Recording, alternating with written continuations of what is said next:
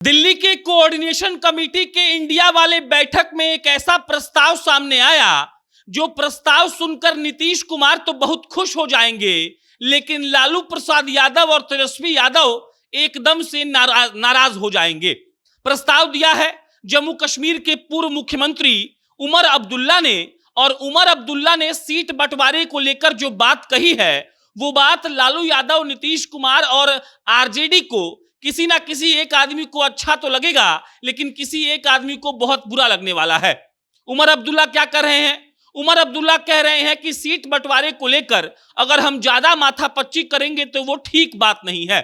उसके बाद उमर अब्दुल्ला साहब कहते हैं कि देखिए, 2019 के लोकसभा चुनाव में जितनी सीटें इंडिया गठबंधन में शामिल पार्टियों को मिली थी, मतलब कि इंडिया गठबंधन में शामिल जितनी पार्टियों ने जिस जिस सीट पर जीत दर्ज किया था, अगर उस सीट को हम लोग छोड़ दें या साइड कर दें और उसके बाद हम लोग उस सीट पर चर्चा करें जो सीट भाजपा या उनके अलाइज ने जीता था, तब बेहतर रहेगा। अब इसको हम आसान भाषा में आपको समझाते हैं। आसान भाषा में यह हुआ कि जिस जिस लोकसभा सीट पर भाजपा या फिर उनके सहयोगी पार्टियों ने जीत दर्ज की थी, उसी सीट का बंटवारा हो। जिस जिस सीट पर उन लोगों ने जीत दर्ज किया था जो अभी इंडिया गठबंधन में शामिल हैं, वो सीट अपने आप उनको दे दिया जाए। मतलब मान लीजिए जदयू ने 16 सीट बिहार में जीती थी, अब वो 16 सीट उमर अब्दुल्ला के हिसाब से जदयू को दे दीजिए, और उसके बाद जो बाकी 24 सीट बचते हैं, जैसा कि आप जानते हैं बिहार में 40 लोकसभा की सीटें हैं, तो जो 24 सीटें बची हैं इस पर डिस्कशन हो कि ये 24 सीटें किसको मिलेंगी। हमने आपको पहले कहा था उमर अब्दुल्ला जो कह रहे हैं इससे नीतीश कुमार खुश होंगे, लेकिन लालू यादव, तेजस्वी यादव और आरजेडी के लोग थोड़ा भी इससे सहमति नहीं रखेंगे। अब आपको हम समझाते हैं ऐसा क्यों। 2019 का चुनाव याद करिए, बिहार के 40 लोकसभा सीटों पर चुनाव हुए थे।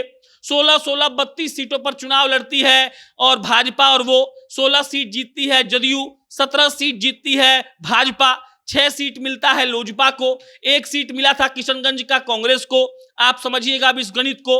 उमर अब्दुल्ला कह रहे हैं कि जो सीट इंडिया के अलाइज के पास पहले से है वो सीट आप उनको दे दीजिए बिना किसी डिस्कशन के, और इस लिहाज से बिहार की 16 लोकसभा की सीटें जदयू को बिना किसी डिस्कशन के ही मिल जाएगा। उसके बाद उमर अब्दुल्ला कहते हैं कि जिन सीटों पर एनडीए के लोग हैं उन सीटों पर हमें बैठकर बातचीत करनी चाहिए। मतलब कि जो 24 सीट बचा है उस पर बातचीत करने के लिए वो कह रहे हैं।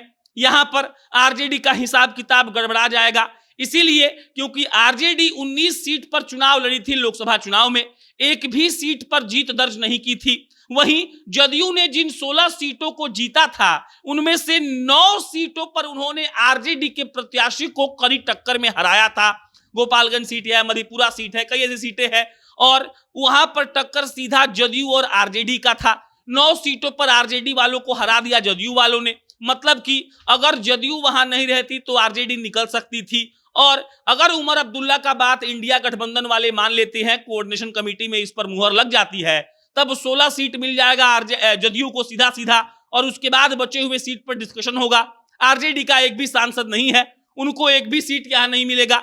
अब जो डिस्कशन के बाद उनके हिस्से में आएगा वही सीट आरजेडी वालों को मिलेगा, और इसमें आरजेडी को बहुत ज्यादा नुकसान हो जाएगा। क्यों हो जाएगा? पहला बात तो उनको मनचाहा सीट नहीं मिलेगा। हो सकता है जिन 16 सीटों पर जदयू ने जीत दर्ज की थी वहां पर आरजेडी जदयू के साथ मिलकर और मजबूत हो जाएगी, लेकिन यहां तो 16 सीट बिना डिस्कशन के देने की बात चल रही है, और हो सकता है कि जो सीट डिस्कशन के बाद आरजेडी को मिले उस सीट पर आरजेडी कमजोर हो, उस सीट पर समीकरण आरजेडी का ना बैठता हो और वो सीट वो ऐसे ही हार जाएंगे।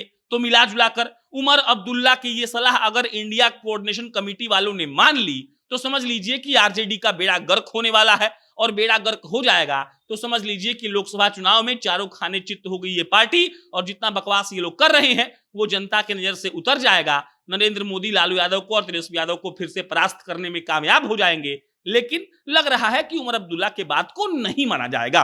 अगर इस पर कोई अपडेट आएगा हम आपको इत्तला करेंगे। मेरा नाम प्रशांत है। बहुत बहुत धन्यवाद।